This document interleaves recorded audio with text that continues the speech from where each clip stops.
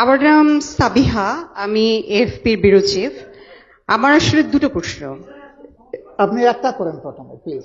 Please দুটো, আপনি please. একটার মধ্যে যেটাকে মোস্ট প্রেফারেন্সিয়াল সেটা আগে দুটোই করেন। খুব জরুরি জানা আমার আচ্ছা জন্য। একটা করেন আগে। না না, দুটো, ওয়ান বাই ওয়ান। আচ্ছা, যাই হোক, প্রথম প্রশ্নটা হচ্ছে, আপনি বলছিলেন যে আপনারা প্রেফার করছেন ফেব্রুয়ারির মধ্যে ইলেকশন হওয়া, কারণ এরপরে রমজান শুরু হয়ে যাবে এবং আমাদের দেশের ঝড় বৃষ্টির মৌসুমও শুরু হয়ে যাবে, ওই সময় সাধারণত নির্বাচন হয় না।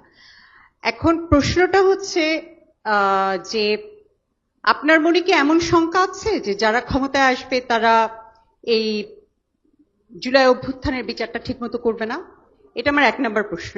এটার সঙ্গে একই সঙ্গে যুক্ত যে আপনি বলছেন যে যা কিছুই হোক সেটা ফেব্রুয়ারি মার্চের মধ্যে হতে হবে, মানে দৃশ্যমান একটা বিচার হতে হবে, না হলে আসলে কোন জায়গায় ইলেকশন যাবে তার কোনো ঠিক ঠিকানা নেই।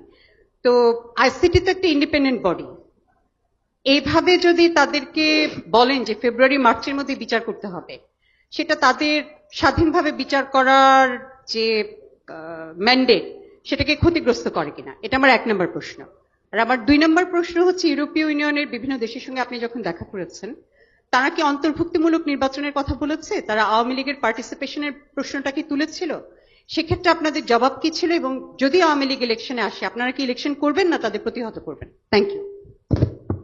খুবই গুরুত্বপূর্ণ দুটি প্রশ্ন করার জন্য আপনাকে ধন্যবাদ। একটি হচ্ছে সংস্কার এবং বিচার নিয়ে, যে আমরা ফেব্রুয়ারি মার্চের মধ্যে আদালতকে বাধ্য করতে পারি কিনা এই বিচার সম্পন্ন করতে। না, আমরা সম্পন্ন করার কথা বলিনি। আমরা বলেছি যে কিছু বিচার হতে হবে দৃশ্যমান, যাতে জাতির মনে আস্থা তৈরি হয় যে বিচারের এই ধারাটা অব্যাহত থাকবে। আপনি বলেছেন পরবর্তী সরকারের ব্যাপারে, এই ব্যাপারে কোনো সন্দেহ আছে কিনা। আমরা আস্থা রাখতে চাই এবং আমরা মনে করি যে সরকারে যারা আসবে তারা জনগণের সমর্থন নিয়ে আসবে, জনগণের পালস বুঝে আসবে, জনগণও তাদেরকে বুঝে গ্রহণ করবে। আমরা বিচারকে বাধ্য করে দিতে পারি না। আমরা বলে দিতে পারি না যে অত তারিখের মধ্যে বিচার সম্পন্ন করতে হবে, তাহলে এটা হবে বিচারের উপর নির্লজ্জ হস্তক্ষেপ, অহেতুক হস্তক্ষেপ। এ অধিকার আমাদের নেই, কিন্তু আমরা দাবি করতে পারি। আমরা মজলুম জনগণ হিসাবে দাবি করতে পারি, দাবির জায়গা আমাদের খোলা। এই দাবি সবাই করে, সকল যুগেই হয়েছে, আমাদেরও দাবি থাকবে। আর আমি এটা বলি নাই যে ফেব্রুয়ারির ভিতরেই ইলেকশন হতে হবে। আমি অনেকগুলা কারণও সেখানে বলেছি যে কেন এই ফেব্রুয়ারিকে চয়েস করা যায়। এরপরে এটা কোরআনের আয়াত নয়, বাস্তবায়নের প্রয়োজনে একটু আগাইতে পারে, একটু পিছাইতে পারে। এর আগেই যদি জাতির প্রত্যাশা পূরণ করে ইলেকশন হয়, তাতে আমার আপত্তি থাকবে কেন? আমার তো আপত্তি থাকার কথা না।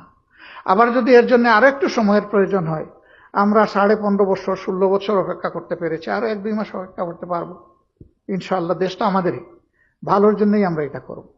আপনার নেক্সট কোয়েশ্চন, যে অন্তর্ভুক্তিমূলক নির্বাচন নিয়ে কোনো কথা হয়েছে কিনা। অবশ্যই হয়েছে। আওয়ামী লীগের ব্যাপারে তারা জানতে চেয়েছেন কিনা? হ্যাঁ, চেয়েছে।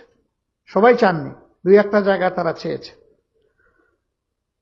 আমরা তাদেরকে বলেছি যে আমাদের দেশে কেবলমাত্র একটা গণহত্যা হয়ে গেছে, শহীদের মা শিশুরা এখনো কান্নাকাটি করছে, স্ত্রীরা কান্নাকাটি করছে, আহতরা কেউ কেউ এখনো হাসপাতালের বেডে আছে। আমরা জাতি হিসাবে তাদেরকে আমাদের যে করণীয় সেইটাও পুরোপুরি করে উঠতে পারিনি। গোটা জাতি ট্রমাটাইজড। কারণ জুলাই আগস্ট এই সময়টা সরকার কার্যত গোটা জাতির বিরুদ্ধে দাঁড়িয়ে গিয়েছিল। এই আন্দোলন কোনো একক দলের বা পক্ষের ছিল না, এটা ছিল জনতার আন্দোলন। নেতৃত্বে ছিল আমাদের যুবক যুবতীরা, ইয়াং সোসাইটি, কিন্তু আন্দোলনে সম্পৃক্ত ছিল সারা দেশের জনগণ। অতএব দেশের জনগণের রাজনীতি কার জন্য? রাজনীতি জনগণের জন্য। 2 নম্বর, তারা তো অপার সুযোগ পেয়েছিলেন। তারা একটানা 3টা নির্বাচন তাদের অধীনে করেছেন। সেই নির্বাচনগুলোকে নির্বাচন রাখলেন না কেন? তারা তো নির্বাচনের জান কবজ করেছেন।